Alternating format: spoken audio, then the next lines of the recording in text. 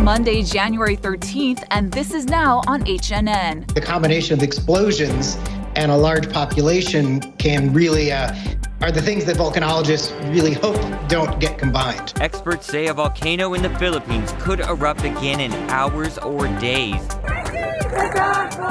Protesters take to the streets of Iran. I'm Natalie Brand at the White House with the president's latest message to Tehran and when he approved a strike to kill an Iranian general. Plus, here at home, there's still a threat of severe weather. We'd be ready to go. The city is closely monitoring water levels of lakes and reservoirs, while residents are being urged to be prepared. Royal crisis talks kick off in the UK. I'm Cindy Palm with the fallout for Prince Harry and Meghan's decision to step back from their royal roles. These stories, plus from Joker to J-Lo, the winners and losers from this morning's Oscar nominations. Coming up on This Is Now.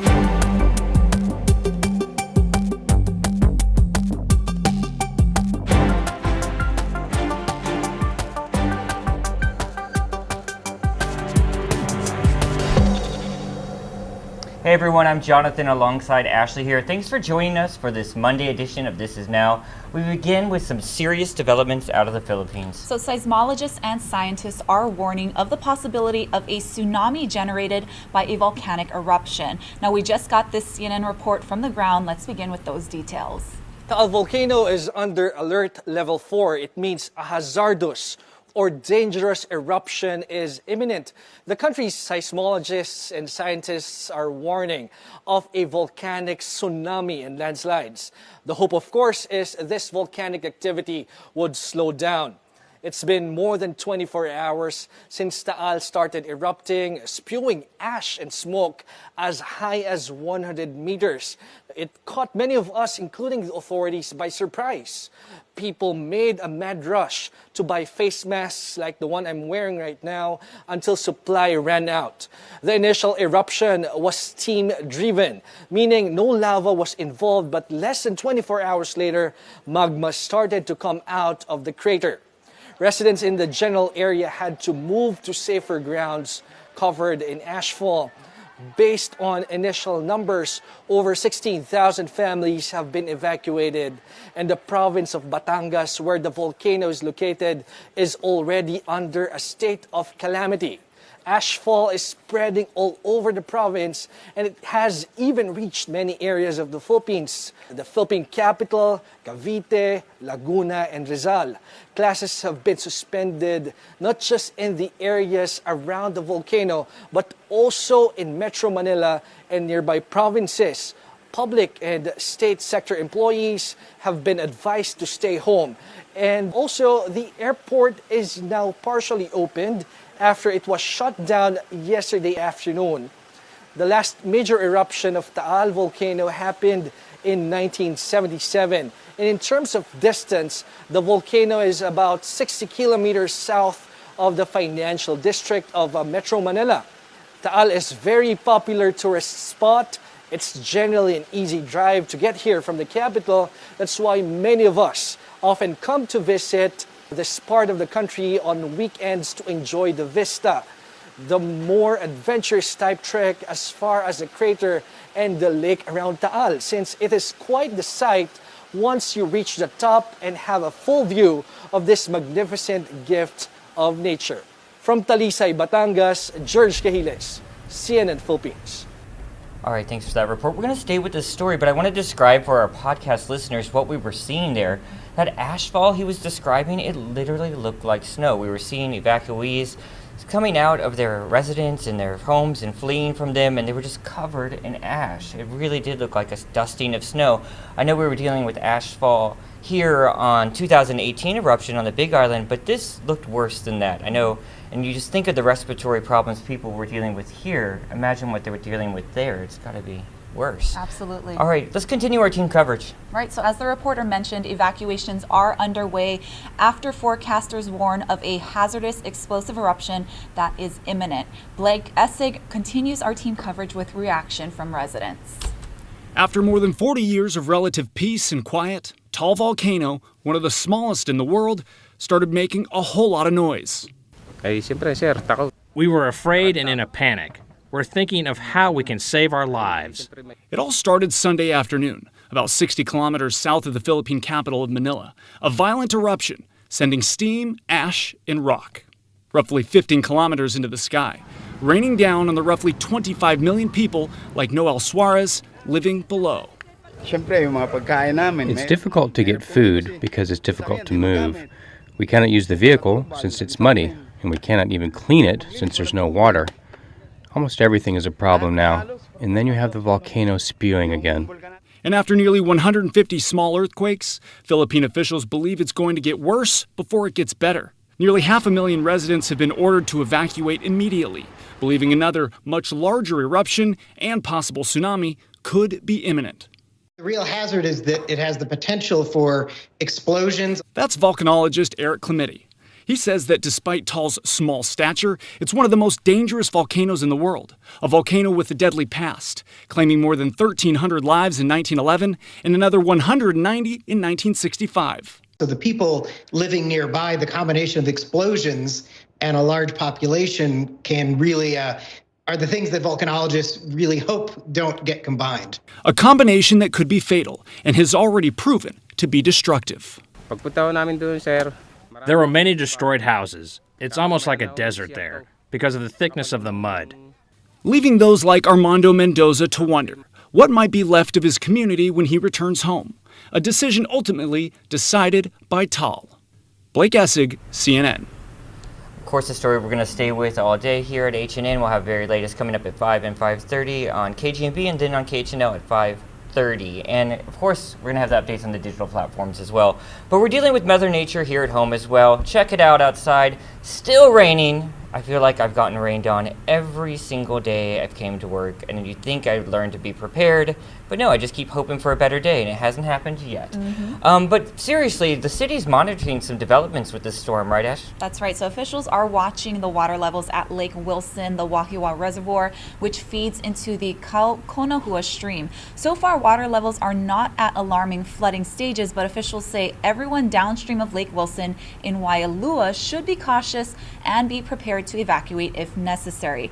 City crews and first responders are standing by in case water levels rise drastically. We talked to Mayor Kirk Caldwell about this developing situation this morning on Sunrise. We saw the water level almost get up to 82 feet, which is a trigger. It means we go into a higher alert. 84 a higher alert. 86 is when we could have real problems. We wanted to make sure that our plans were dusted off. We were ready just in case we had to evacuate folks below the dam, and that would be on the Wailua side in Kotaki Camp and other areas like that. So the good news is we looked at the plan, we refreshed it, we'd be ready to go. The other good news is that actually the level is dropping slowly. Okay. You know, water's going out of the spillway and it's coming down. But just because of the amount of rain we had and the amount of water pouring into Lake Wilson from the Ko'olau Mountains, we were concerned. The good news, though, is it's been addressed. But we ask everyone really to pay attention. Pay attention to Hawaii News Now for the latest updates. Just our way to get the information out. And hopefully, Guy is correct that we're going to see a weakening in the coming days. Yeah. Less rain for sure, maybe strong gusty winds for a while longer. But this is always something the city needs to be prepared for. Now, the Department of Education says it's also tracking the situation at Lake Wilson. Officials say as of now, schools in the area will remain open with no impact to schedules. However, if the situation worsens, they say campuses will be converted into shelters for the community. All right, Guy just updated his forecast on our HNN digital platforms, and he does say wet and windy weather will continue for the rest of the day. You know, a flash flood watch has been extended until tonight as well. So, you know, if you want to read his whole forecast, you just go to our HNN digital platforms, click weather. It's right there, really handy. Anytime, get it at your fingertips, along with interactive radar, so you can actually track those storms at a street level position to see if they're coming near your home or business. All right, let's move on to some national headlines. So new details in that shooting by a Saudi pilot on a naval base in Pensacola, Florida back in December. So Attorney General Barr said just hours ago that it was an act of terrorism motivated by jihadist ideology. During the course of the investigation, we learned that the shooter posted a message on September 11th of this year stating the countdown has begun. During the Thanksgiving weekend, he then visited the 9/11 memorial in New York City. He also posted other anti-American, anti-Israeli, and jihadi messages on social media, including 2 hours before his attack. Now, the Justice Department's findings were announced about a month after the gunman opened fire on service members at Naval Air Station Pensacola. The 21-year-old shooter, who was part of a U.S. training program for the Saudi military, was killed in the December 6th rampage that killed 3 American service members and injured 8 others. And of course, that happened the same day as the Pearl Harbor shooting here. That investigations continues. All right, let's move on to Iran. Yep, Iranians are responding angrily to news that their government shot down a Ukrainian passenger jet leaving Tehran's airport. This report comes to us from Natalie Brand. Protests continued through the night in Iran after the government admitted to shooting down a passenger jet last week, killing 176 people.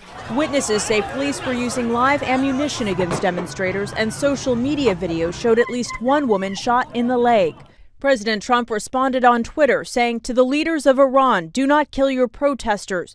Thousands have already been killed or imprisoned by you, and the world is watching. More importantly, the USA is watching." An Iranian government spokesman accused President Trump of shedding, quote, crocodile tears for the Persian people.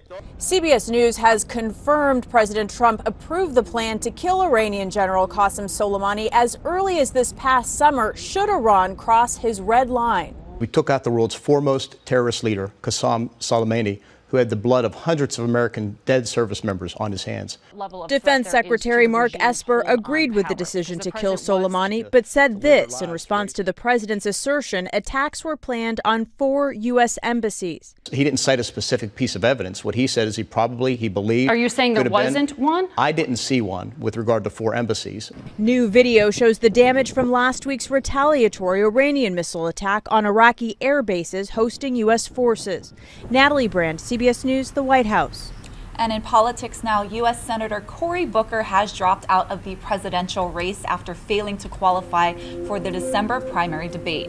The Democrat from New Jersey announced today that he was ending a campaign whose message of unity and love failed to gain traction in a political era marked by chaos and anxiety. Booker has struggled in polling and fundraising since launching his bid in February. The final Democratic debate before the Iowa caucuses takes place tomorrow. And a side note, Hawaii Congresswoman Tulsi Gabbard did not qualify. All right, let's get to the latest with the Weinstein case. That's right. Supermodel Gigi Hadid is in the running to be a juror in Harvey Weinstein's rape trial after telling a judge that she thinks she would be able to, quote, keep an open mind on the facts. Hadid, who lives in Manhattan, was part of the latest pool of 120 potential jurors summoned for the case. The 27-year-old model disclosed that she has met Weinstein and actress Salma Hayek, a potential witness, but said that she could remain impartial. Weinstein is accused of raping a woman in Manhattan in 2013 and sexually assaulting another in 2006. And here we see him walking into that New York courtroom on week 2 here of this trial, getting underway with that jury selection. And you can see he's still using a walker there, and he's sort of hunched over. And the reason why is because he had back surgery a few weeks back. A lot of people wondering why he's using that walker still. All right, moving on to more news. Yep. Do you remember where you were 2 years ago today? Yes, I was asleep at home when we got that alert. Yeah, that alert no one will forget. I was actually in Waikiki, and just to see everyone reacting. We're talking about the missile alert. I'm sure if you haven't figured that out yet. 2 years ago. January 13th, Yep. on this day 2 years ago. So that anniversary, of course, sparked up a lot of memories. So let's take a look back at that unforgettable day with the help of our colleagues here at HNN. This is not a drill. A missile may impact on land or sea within minutes. This is not a drill. So people just started scurrying around. So kids are crying and nobody really knew what to do. The missile alert. I was sleeping, the phone started going off. You're in that cloud of waking up. Is this real? I don't care who you are or for the people who say that they knew right away that this was fake. I think that for everyone who got that alert or heard about it, had at least a few seconds where they thought, what if this is real? And that to me was probably one of the scariest moments in my lifetime. overwhelming sense of dread was like swelling in my throat, thinking there was not an immediate correction, there was no indication that it wasn't real. Within 12 minutes, we were on the air. We were obviously very scared. We have 2 little girls. My wife was in tears and didn't know what to do. So I'm just looking around thinking like where do we go? All this fear for a false alarm. Confirmation trickled out on social media, followed by an official correction and a stunning revelation. An employee pushed the wrong button. At that moment, I was standing right there when the governor said it, and I think I had the same reaction that most people in the state had. Really? It came down to a person pushing the wrong button. That was not funny at all. The guy had one job, right, and he messed up. And of course, then we all come to work that day, and I remember I was assigned to cover UH Manoa because all of the students were trying to find shelter. We're all like panicking and getting stuff ready, like we're getting water and just like some food that we have. The video that will stick out in everybody's mind is seeing the family put their children into a manhole, opening up the manhole cover and putting them in there. And that was the best thing that they could do at that moment. And it was really heartbreaking to see how people were so terrified.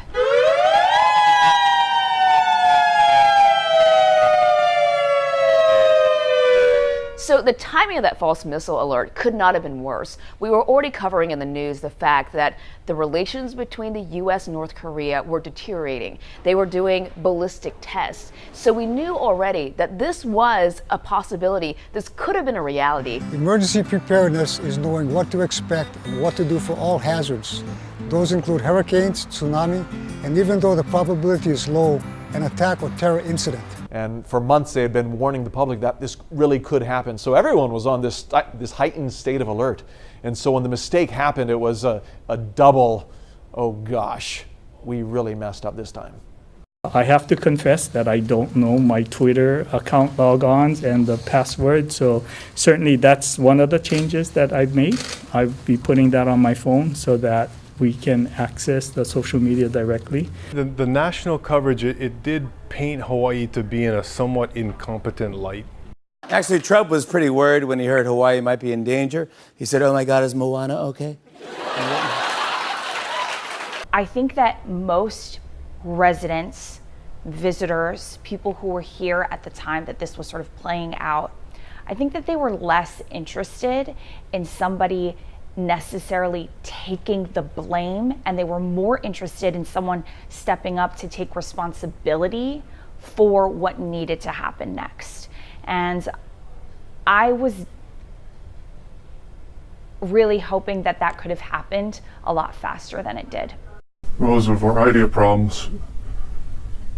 System-wide failure as far as the an unannounced, unplanned drill that occurred during transition time between shifts, very vulnerable time. People weren't ready. In terms of the changes, I mean, there was a leadership change. The leader of the Hawaii Emergency Management Agency, the administrator, Vern Miyagi, he resigned. I mean, he had to resign because of the pressure, the political pressure. And there were also changes within the agency that happened. There was also an investigation, multiple investigations in terms of who did what. And there were some things that we never fully learned. I never want to be scared like that again. But you know, if there was a silver lining in the whole situation that day, I think one thing that I heard was that it really gave people a reason to focus on the present moment and to appreciate what they have. Because if it had been real, and you know, thank the heavens that it was not, it just gave people an opportunity to say, you know what, let's take a moment and reassess our situation and look at all the positives in their lives.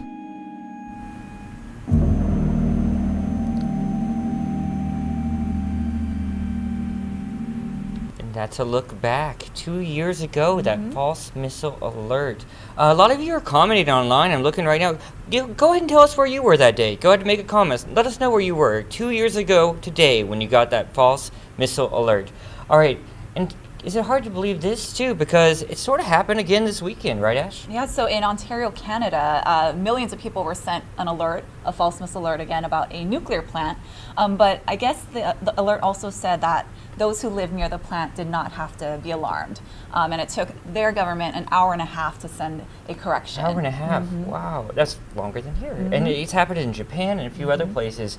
So we'll see if we'll keep following that, let you know if it ever happens again. But for now, let's go over to Lacey Denise with a new effort to keep the roads safer for tow truck drivers.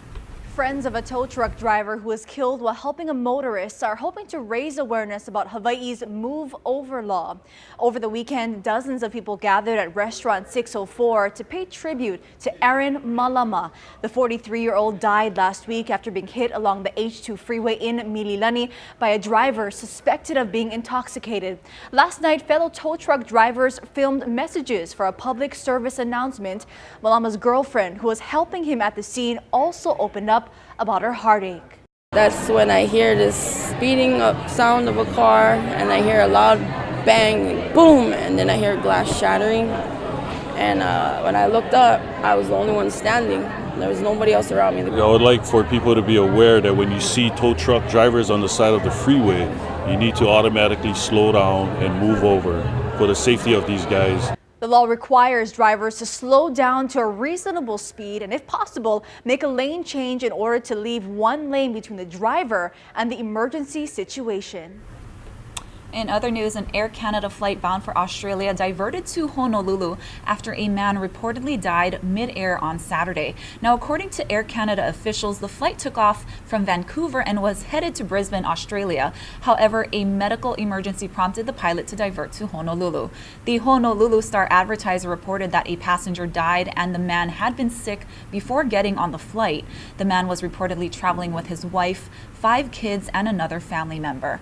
The 257 passengers were moved to another flight that departed this morning. And as you can see, we posted that story right there to our HNN digital platforms. Just go to hnn.com, our app, or on our Facebook page. You'll find it right there. Moving on, we got some developing news regarding the royal family saga, right? Jonathan's favorite topic. So Queen Elizabeth and her heirs held an unprecedented crisis talk with Prince Harry today amid turmoil over Harry and Meghan's decision to step back as senior members of the royal family. Here's a report from Cindy Palm.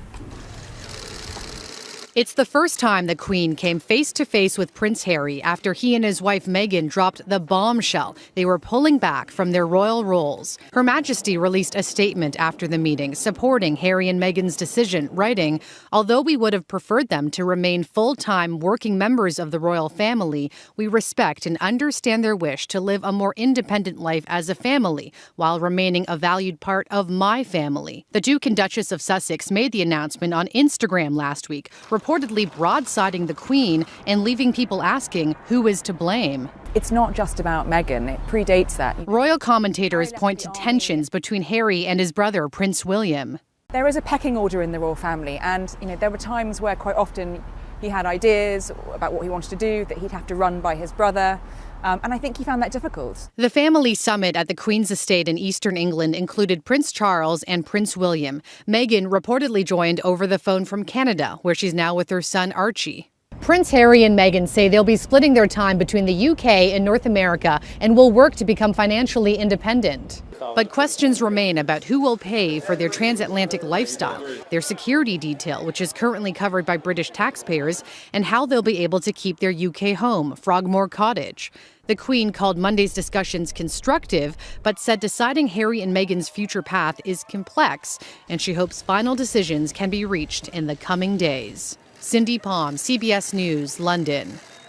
Ooh, things are getting juicy there. I know, so many logistical questions. I know, and Frogmore Cottage? What about Frogmore Cottage? That's a great name. All right, we love talking food here on This Is Now, and we got some breaking Cheetos news. That's right. You know that orange dust you get all over your fingers and face when you eat Cheetos? Well, apparently that stuff officially has a name. So Frito-Lay's has dubbed the cheesy goodness Cheetle. I don't know how I feel about that. That doesn't sound very appetizing. But anyway, the company is putting Cheetle all over ready-to-eat popcorn, and it's available in 2 flavors, cheddar and my favorite, Flamin' hot. Oh, I am a Flamin' Hot Me fan. too. You used to be able to buy the Flaming Hot dust, so I guess this is now it's called Cheeto dust. Cheeto. But I'll try it. I'm a big like add toppings to popcorn person. Like I really everything bagel seasoning. Oh yes. Have you had that yes. popcorn? Delicious. I'll put that seasoning on anything. Maybe I'll do a little mix and match with my Cheeto. All right, the nominations are in, folks. That's right. The Oscars are less than a month away, and this morning the nominations for Hollywood's top honor were announced. Todd Phillips' Joker got the last laugh, leading this year's Oscar nominations with 11, including Best Picture. It narrowly edged out Martin Scorsese's crime drama The Irishman, Only 3 people in the world have one of these. Quentin Tarantino's Once Upon a Time in Hollywood, That was the best acting I've ever seen in my whole life. and Sam Mendes' World War I epic 1917, each of which earned 10 nominations. Rounding out the Best Picture category, Ford vs. Ferrari, Jojo Rabbit, Little Women, Marriage Story, and Parasite. Scarlett Johansson is a double nominee. What? Are you kidding me? Earning a Best Actress nod for Marriage Story and Best Supporting Actress for Jojo Rabbit. For Best Actress, she faces Cynthia Erivo for Harriet, Saoirse Ronan for Little Women, Charlize Theron for Bombshell, and Renee Zellweger, who plays Judy Garland in Judy. It was a crowded Best Actor field this year. Oscar winners with high-profile roles, including The Irishman's Robert De Niro and Ford vs. Ferrari's Christian Bale, did not make the cut.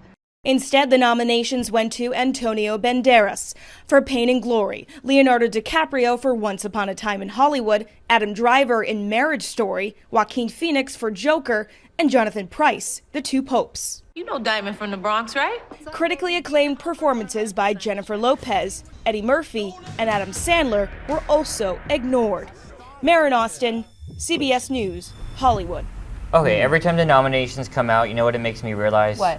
I have to see a lot more movies. I only saw very few. I've seen The Joker. Right. What I like to do is I like to see who wins, and then I go. Yeah, it's a good rent like them or whatever. suggestion. Yeah. I saw The Irishman, and I loved it. The Netflix one. Good to see Netflix getting some props there. You saw Judy. I did see Judy actually. Renee Zellweger. It sort of seemed like an HBO bioflick, really, to be honest. But worth watching. Yeah. Like, wait till it gets to the cheap list on your rentals. Exactly. Yeah, don't pay the full $5.99. I just saw Once Upon a Time in Hollywood on the plane on my trip to Japan. Oh yeah. And it was, thanks for the Kit Kats, by the way. You're welcome. Yes. It's very. It's not your typical Tarantino. It wasn't that violent. I mean, there's a See, really that's why I didn't violent go see part. it. Yeah. And it lacked, you know how he does lengthy dialogue? It didn't have very much of that either. It was good. War film. Everyone was talking about that in the newsroom today because it's available in more theaters now. And 1917? Yes, that one's on top of my list. Okay. Very top of my list. All right, let's keep talking about the movies we haven't seen, guys. No, we're going to take you outside because look at that. Still dreary as can be. We're going to keep you updated on the weather all day long here at HNN. So sign up for those HNN digital alerts, and you can always stay updated that way. And again, we'll be back here tomorrow for Tuesday for This Is Now. Stay dry, everyone.